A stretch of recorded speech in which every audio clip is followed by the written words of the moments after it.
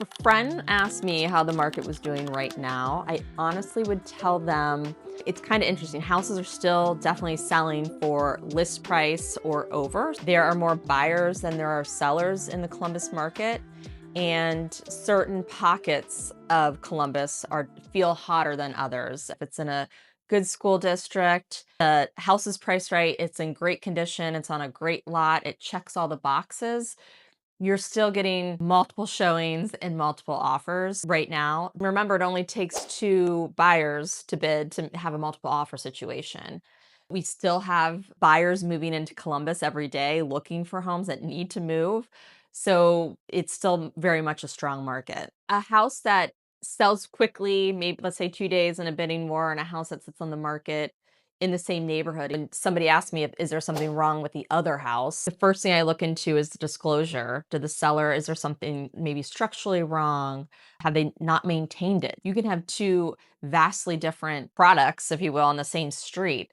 And buyers want move-in ready. So they're willing to pay top dollar for the updated kitchens, bathrooms, flooring, new roofs. You have to factor in all those items. It's not just the square footage lot anymore. People know remodeling a house is really expensive. So it's nice if it's done for you and it's wrapped in a 30-year mortgage versus possibly having to do all that on your own. There's little things that you can do, dated light fixtures. That's a few $100s and switching all that out. A fresh coat of paint, staging if it's an empty house, or let's say they have their furniture in the house, but it might be dated and not in today's what buyers are looking for. I typically recommend getting that out and putting some staged furniture, curb appeal, power washing the outside, power washing sidewalks, fresh coat of paint on the mailbox, mulch outside. Those are all things that buyers may not know they notice, but they know and they're thinking this house has been well maintained and it makes them feel good about the purchase. Last month, we saw home prices going up in Columbus, yet the sales volume is down. So you might instinctively say, well, that doesn't really make sense. But I think the inventory is down. There's fewer people putting their homes on the market. Right now, in Columbus, at least, we still have buyers that have to move. You're always going to have people relocating here, a growing family. There's a divorce, needing to move and downsize or upsize. It is causing with those houses that do list, check all the boxes. There's typically, in my experience, at least five qualified buyers bidding on that house. I honestly thought this year, 2026, we would have seen more inventory on the market and more movement with buying and selling. There seems to be pent up demand for people. They've been in their houses now. They're in these low interest rates. They feel locked in. They're also have adjusted to 6% being the normal for interest rates. So there's an acceptance of that. If you're a buyer and you're getting frustrated, you've been looking for a few weeks, a few months, maybe you put off great offers in on houses. I would say we're actually kind of getting toward a slower time. So maybe shop in a less competitive July. There's always sellers that have to put their house on the market. August tend to slow down. People are taking their last vacations, then school starts. 4th of July is a really slow week. Look at houses that for some reason didn't sell the first weekend. Look at your search on Tuesday and see what's still out there and the location that you want. Things you can change things in the house. So it's the right location, the right neighborhood that you want.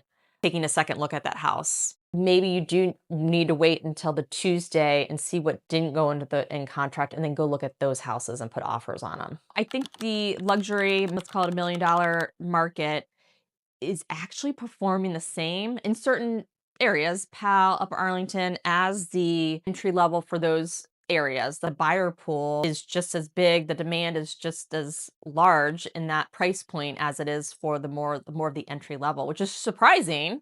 As soon as a, $1.2 million house, if it's again in a great location, the conditions right, it comps, it's typically getting a bidding war and selling that first weekend. I think what's driving that $1 million market, and I don't have any stats behind I think it is people relocating here. Salaries, the jobs are great. But then also there's this pent up demand where homeowners have been sitting in their house and they have all this equity now, and they were realizing 6% is their new norm. They're ready. They've updated their house. So their $300,000 house is now worth six or $700,000. They're taking that equity, and that move up price is now a million plus. Is there anything that a $1 million plus seller needs to do differently than $600,000 seller? Honestly, a seller, if your goal is to get top dollar, the demand is equal for both of those, you have to get your house ready. If somebody asked me about selling in this market right now, my first question to them would be, do they know where they're going, where their next is? We're going to have those conversations of their next, getting their house ready because it's going to sell quickly. That's not the issue or my concern. I can sell their house. It's making sure we're finding their next first. You talked about it slowing down in July and August. So if I'm a seller, should I wait to sell my house? No, it's all around your timing. Some people just you need to move for a job. It's not to say your house won't sell. It's just setting those expectations. Your quantity of showings is not going to be what it would be on a week in May or April. However, there's always buyers that still have to move. So absolutely not. Dublin, Riverside Green in Dublin is a really popular neighborhood for first-time home buyers. It's kind of that entry level. 4 years ago, a home there would three-bedroom, two-bath house was in the low threes, between three and 315. Now that exact same house, obviously kept up, would sell easily for 416. So about $100,000 more in 4 years. This spring definitely started out really hot, but then it has slowed down earlier than normal. It started slowing down early May, which was really odd. It typically slows down for the summer seasons, like after the 4th of July and into when school starts. I truly think it's what's going on in the world, Iran and gas prices and just kind of some uncertainty. The more difficult conversation is where are they going and are they ready for that next?